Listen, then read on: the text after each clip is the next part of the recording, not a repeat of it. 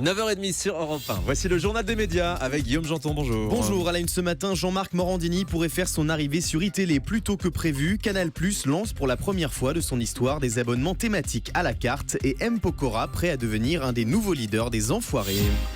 Et on commence donc avec Jean-Marc Morandini qui pourrait faire son arrivée sur iTélé plus tôt que prévu. Alors que la première de Morandini Live était annoncée pour le mercredi 19 octobre, le site Les Jours affirme que Jean-Marc Morandini sera à l'antenne dès lundi prochain sur iTélé. Hier, la Société des journalistes a demandé à Jean-Marc Morandini de renoncer à sa venue sur la chaîne. De son côté, l'animateur a publié une tribune dans Le Monde dans laquelle il demande à ses confrères inquiets de respecter la présomption d'innocence en rappelant que la justice ne lui avait pas interdit d'exercer son métier. Canal+ lance pour la première fois de son histoire des abonnements thématiques à la carte. Fini l'abonnement unique à 40 € par mois. Canal+ a présenté hier ses nouvelles offres d'abonnement disponibles dès le 15 novembre prochain. En plus du tarif de base à 19,90 €, les téléspectateurs pourront choisir des abonnements thématiques à la carte. Il faudra par exemple débourser 30 € supplémentaires par mois pour un abonnement sport et 15 € de plus pour l'offre cinéma. Alors quels objectifs se fixe Canal+ avec ces nouveaux abonnements? La réponse de Franck Cadoret, le directeur marketing et distribution du groupe, au micro européen de Benjamin Rabier. Avec toutes les nouvelles offres et toutes les initiatives qu'on a prises ces derniers temps, on envisage dans un temps assez court de doubler notre base d'abonnés. Chaque client va pouvoir choisir l'offre qui lui ressemble, au prix qu'il est prêt à payer, avec l'engagement qu'il souhaite. Il fallait libérer un peu tout ça, de manière à permettre à chacun de s'y retrouver et de trouver chez Canal l'offre qui lui ressemble.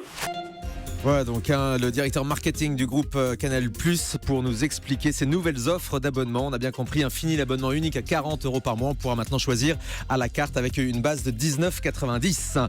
Nagui pousse un coup de gueule au sujet de l'intégration. Nagui fait cette semaine la une de Paris Match avec sa compagne. À l'intérieur du magazine, on peut lire une interview de l'animateur dans laquelle il parle avec légèreté de sa vie personnelle, mais aussi de sujets plus sérieux comme l'intégration. L'homme de 54 ans, né en Égypte, évoque notamment son arrivée en France et pousse un coup de gueule au sujet de l'intégration.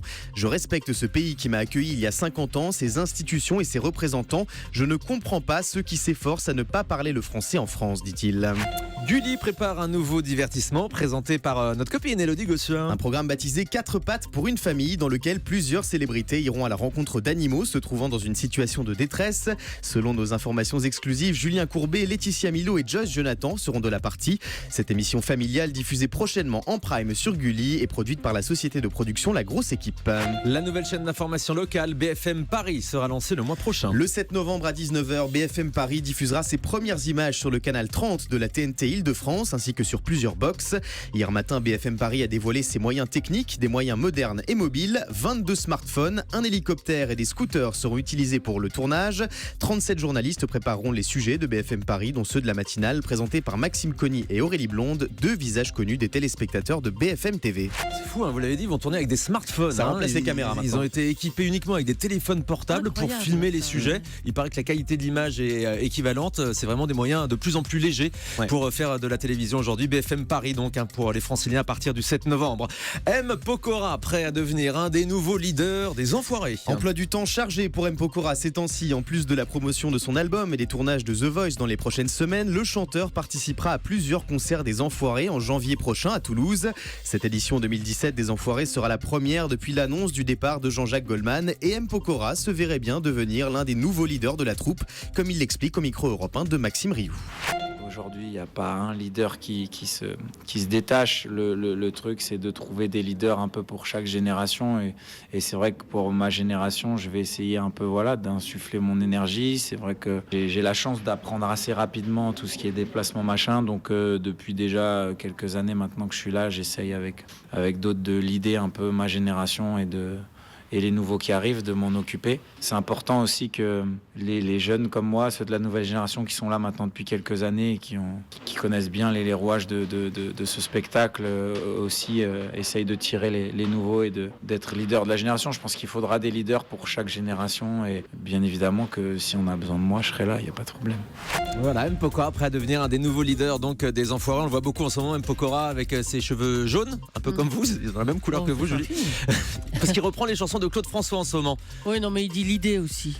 Ça alors. Ah oui, il a dit le verbe l'idée. Tu donnerais le verbe l'idée ? Oui. Ça veut pas dire grand-chose. Alors donc, il chante Claude François. Ouais, avec le nouveau titre qui s'appelle Belinda. Vous le connaissez ? Ah oui. Elle a les yeux bleus, Belinda. Il a les cheveux jaunes, Pokora.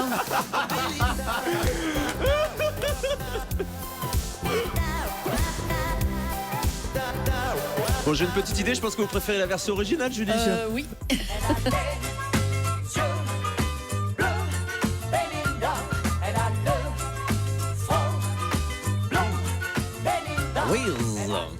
Vous auriez pu être Claudette en fait à l'époque. Bah bien sûr.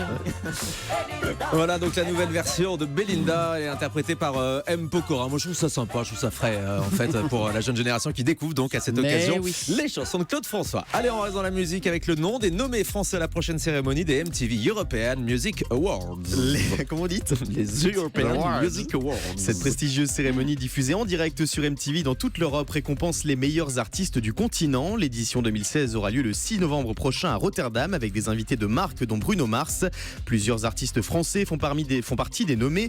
Parmi eux, Amir, Frérot de la Vega, Maître Gims, mais aussi Jane.